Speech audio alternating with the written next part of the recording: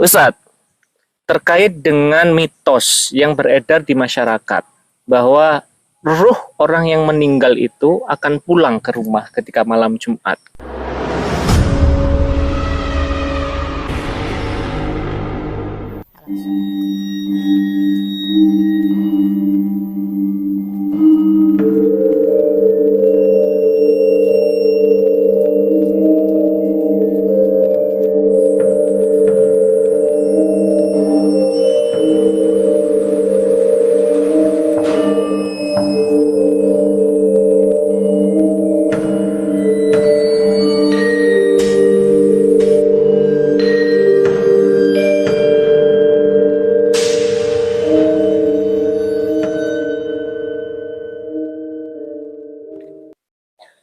Assalamualaikum warahmatullahi wabarakatuh. Waalaikumsalam warahmatullahi wabarakatuh. Bertemu lagi dengan tim Ekspedisi Iman dalam segmen Semis. Wow.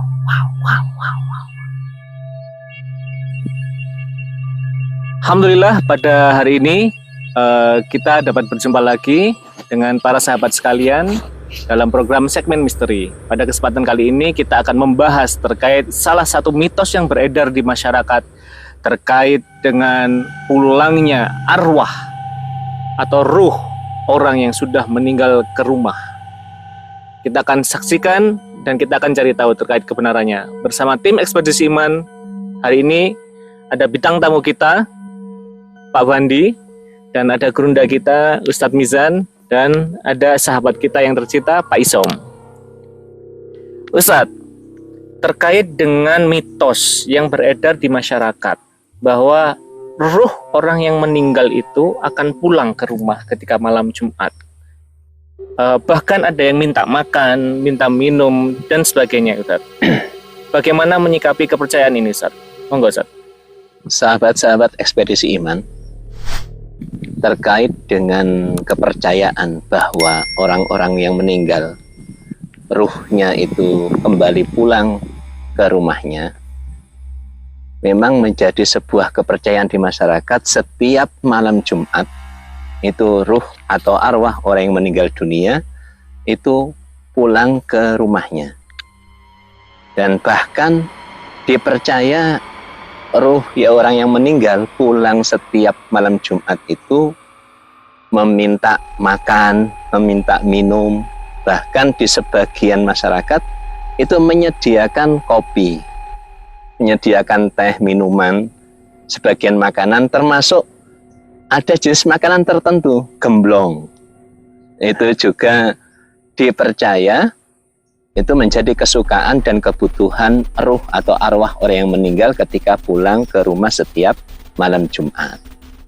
Nah, itu kepercayaan yang terkait dengan arwah orang yang meninggal itu setiap malam Jumat pulang ke rumah orangnya yang sekarang ditempati oleh ahli atau keluarganya.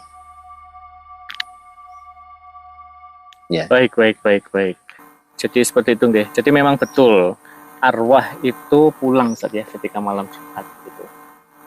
Nah, untuk menyambung hal itu mungkin ada pertanyaan dulu dari teman-teman yang lain. Monggo, Pak Isom atau Pak Bandi dulu nih? Saya dulu. Oh, Pak Isom dulu. Baik, Pak Isom. Lanjut, Pak Isom. Ya, ini Ustaz. Kalau memang ada sebuah fenomena di masyarakat bahwa arwah atau ruh itu pulang.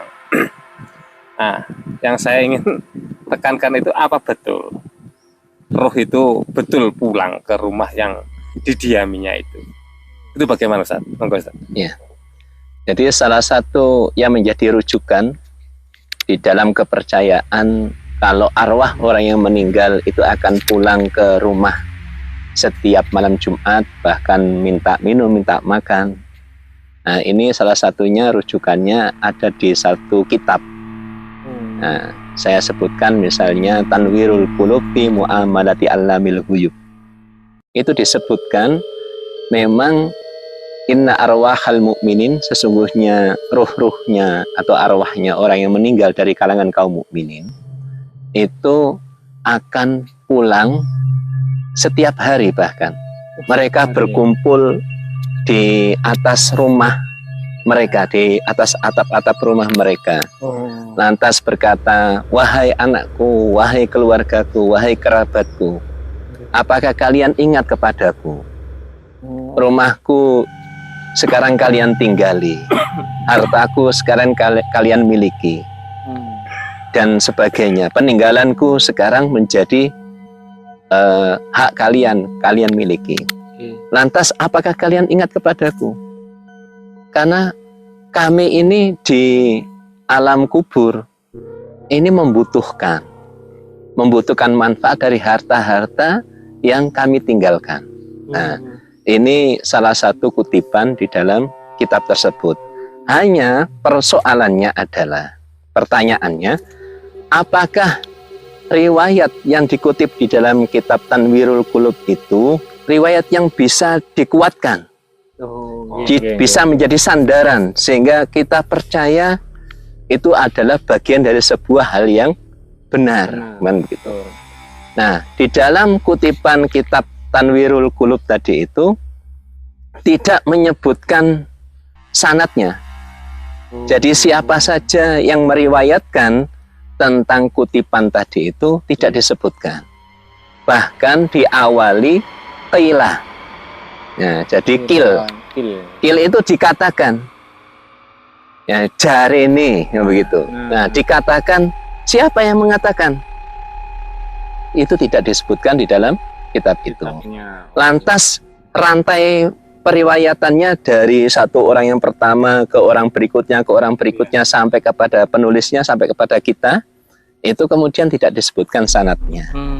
Artinya ini adalah tidak bisa dijadikan sandaran sebagai sesuatu yang memang hal itu benar-benar terjadi.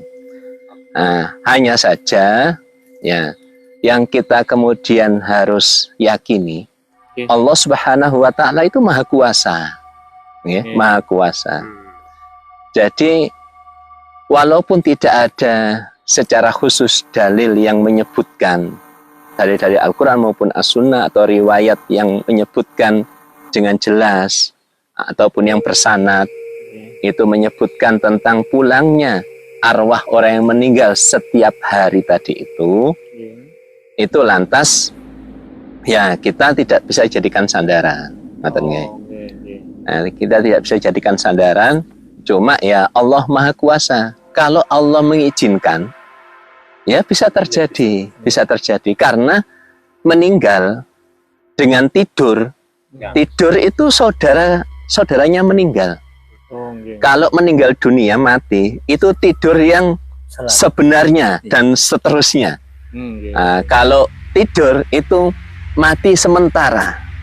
Nah, ketika dalam kondisi tidur itu memang kita bisa ditemui oleh ruh-ruh orang yang meninggal pada saat tidur mimpi. Nah, jadi itu semuanya atas kekuasaan Allah Subhanahu wa Ta'ala. Gitu. Wonten tambahan malih Pak Isam yang ingin dijelaskan lagi? Sudah cukup? Sudah cukup. Cukup, alhamdulillah. Baik, selanjutnya mungkin Pak Bandi ada yang mau ditanyakan Pak Bandi. Ya. Yang saya Iya, terima kasih. Kalau saya bagaimana saat menyikapi hal kabar pulangnya roh orang-orang yang sudah meninggal itu pulang ke rumah? Ya, jadi yang pertama, kaum muslimin kita semua untuk menyikapi riwayat tadi, ya kutipan terkait dengan pulangnya roh orang yang meninggal dunia ke rumahnya bahkan setiap hari, itu tidak perlu berlebihan. Ini yang pertama. Jadi kalaupun ada riwayat itu ya sudah, kita kembalikan kalau memang ada kekuasaan Allah, ada izin Allah, maka ruh orang yang meninggal itu bisa ketemu, bisa datang bertemu dengan orang yang dalam keadaan tidur atau dalam mimpi. Makanya kadang kan keluarga kita yang meninggal itu lantas mendatangi kita saat kita tidur mimpi, didatangi, menyampaikan pesan-pesan tertentu. Nah, itu satu hal. Jadi ruh itu ada dua model, ya. Arwah itu yang pertama arwah al-mun'amah, arwah yang baik dari orang-orang yang beriman, yang beramal soleh. Maka mereka diberi keleluasan oleh Allah, diberi izin untuk datang kemanapun yang mereka inginkan, termasuk datang menemui orang-orang yang masih hidup dari keluarganya, dan itu di alam mimpi ketika keluarganya dalam keadaan tidur. Nah, makanya kadang dalam mimpi itu kita bertemu dengan orang-orang keluarga kita yang sudah meninggal terlebih dahulu. Itu. Yang kedua, ada ruh yang istilahnya diazab oleh Allah. Ya. Ruh orang-orang yang kafir, ruh-ruh orang-orang yang tidak beramal soleh, bahkan melakukan kemaksiatan, kerusakan. Maka mereka memang tidak diberi izin oleh Allah untuk kemana-mana. Ya, mereka itu mendapatkan tempat yang terburuk, yaitu sijin tadi itu. Tempat yang paling bawah, ya, itu namanya sijin. Untuk tempat-tempat mereka mendapatkan siksaan, keburukan atas amal perbuatan mereka. Ini yang pertama. Ya. Yang kedua, sedangkan terkait dengan mitos yang berkembang, bahkan dikasih makan, dikasih minum, nah, dengan makanan khusus misalnya gemblong, minumannya kopi disediakan, kesukaannya, maka itu hanya mitos belaka. Jadi itu sesuatu yang tidak ada dasarnya sama sekali. Bahkan kil saja enggak, kil jari ini itu aja enggak. Nah, jadi kalau kita kembali kepada riwayat yang lebih sahih, ada kutipan dari kitab At-Tadhkirahnya Imam Al-Qurtubi, riwayat dari Al-Imam Ali bin Abi Thalib radhiyallahu anhu. Jadi Ali bin Abi Thalib itu pernah mendatangi pekuburan di Madinah. Okay. Kemudian berkata kepada ahlul kubur. Jadi, ya ahlul kubur, wahai ahlul kubur, wahai penduduk kubur, ukhbiruna ankum au nukhbirukum. Apakah kami yang akan menjelaskan kepadamu atau kalian yang menjelaskan kepada kami keadaan kalian? Jadi kalau kami yang menjelaskan berarti keadaan keluarga kalian sepeninggal kalian meninggal, atau keadaan kalian yang kalian jelaskan kepada kami terlebih dulu. Lantas ahlul kubur menjawab, jelaskan kepada kami keadaan keluarga kami setelah kami meninggal. Nah, kemudian Ali bin Abi Thalib menjelaskan kepada ahlul kubur, fal malu qad iqtasama. Yang pertama, jadi harta-harta kalian sudah dibagi-bagi ke ahli waris kalian. Wan nisa qad yatazawwajna. Sedangkan istri-istri kalian itu sudah menikah dengan orang lain. Sepeninggal kalian. Nah, kemudian yang ketiga kata Imam Ali, wal masakanu qad sakanaha min qaumin ghairukum. Jadi rumah-rumah kalian saat ini sudah ditempati oleh orang-orang yang lain selain kalian. Lantas Imam Ali bin Abi Thalib mengatakan, lau ata'u, wallahi lau ata'u laqalu. Demi Allah, seandainya mereka mampu untuk menjawab, berkata, mereka akan mengatakan, ahlul kubur itu, lam nurid zata khairan minat taqwa.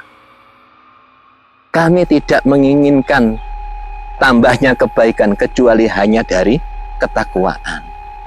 Artinya apa yang bisa kita ambil dari riwayat Imam Ali bin Abi Thalib ini, bahwa ketakwaan, keimanan, amal solih itu kemudian menjadi bekal bagi ketika kaum muslimin atau seseorang sudah meninggal dunia masuk ke alam kubur, alam barzah, dan alam kubur sebagai penghubung dunia ke akhirat.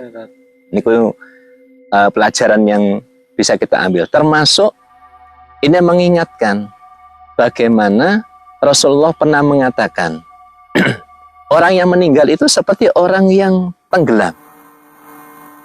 Jadi dia tenggelam di lautan, terus berteriak-teriak kepada orang yang ada di pinggir di pantai minta tolong. Nah, jadi seperti orang yang tenggelam, kalgorik. Nah, maka pertolongan yang bisa diberikan oleh keluarganya yang masih hidup itu adalah doa yang pertama. Kemudian harta yang dimilikinya itu juga kita amalkan, kita berikan ke tempat-tempat yang bermanfaat untuk kaum muslimin, kita sedekahkan, kita zakatkan misalnya. Nah, itu pahalanya diniatkan untuk orang yang sudah meninggal. Termasuk kalau orang yang sudah meninggal ini punya nazar haji atau nazar umroh, maka keluarganya yang masih hidup itu bisa menghajikan orang yang meninggal itu. Termasuk ketika orang yang meninggal ini meninggal dalam kondisi di bulan puasa. Jadi di tengah-tengah bulan puasa atau dapat beberapa hari, berarti kan dia masih ada utang puasa. Maka dipuasakan oleh orang-orang yang masih hidup dari keluarganya. Nah, itu pahalanya diberikan kepada orang yang meninggal. Termasuk bacaan Al-Quran itu bermanfaat bagi orang yang meninggal. Jadi kita membaca Al-Quran, pahalanya dikirimkan kepada orang yang meninggal. Nah, ini yang namanya ihda'us sawab lil amwat. Jadi menghadiahkan pahala kepada orang-orang yang sudah mati atau meninggal dunia. Ini yang bisa kita ambil pelajaran. Jadi bukan terkait mitosnya sehingga berbagai macam khurafat, takhayul bermunculan dari satu tadi yang kepulangan orang yang meninggal ke rumahnya itu. Nah, tapi yang lebih penting bagaimana amal soleh, ketakwaan, keimanan ini menjadi bekal kita untuk ke alam barzah menghadap Allah Subhanahu wa Ta'ala. Oke, Ustaz. Matur nuwun penjelasannya, Ustaz. Pak Fandi bagaimana? Apakah sudah terjelaskan Pak Fandi? Alhamdulillah. Nah, itu sudah sampai. Insya Allah sudah jelas ya, mulai dari awal sampai menyediakan makan atau minum itu namanya dalam bahasa Jawa cawisan atau suguhan, itu ternyata itu adalah mitos, tidak boleh. Geng. Nah, itu tadi sahabat-sahabat ekspedisi iman, penjelasan yang cukup jelas dan gamblang tadi dari Ustadz Mizan terkait dengan arwah. Apakah arwah itu pulang, perlu suguh-suguhan makanan dan minuman, dan sejatinya apa sih sebenarnya terkait dengan peristiwa arwah pulang dan itu tadi, baik dari periwayatannya dan hikmah yang bisa diambil. Semoga dari penjelasan yang ada mendapatkan manfaat untuk kita semua, dan semoga sahabat-sahabat yang di sana juga mendapatkan manfaat dari penjelasan dan video ini. Kalau ada pertanyaan atau komentar, silahkan diketik saja di kolom komentar, nanti insya Allah langsung kita respon satu persatu. Jangan lupa subscribe dan share sebanyak-banyaknya video ini jika memang video ini memberikan manfaat dan penjelasan yang baik dan bagus untuk teman-teman sekalian. Nah, itu cukup dari kita. Sampai ketemu di semis berikutnya. Wassalamualaikum warahmatullahi wabarakatuh. Waalaikumsalam warahmatullahi wabarakatuh.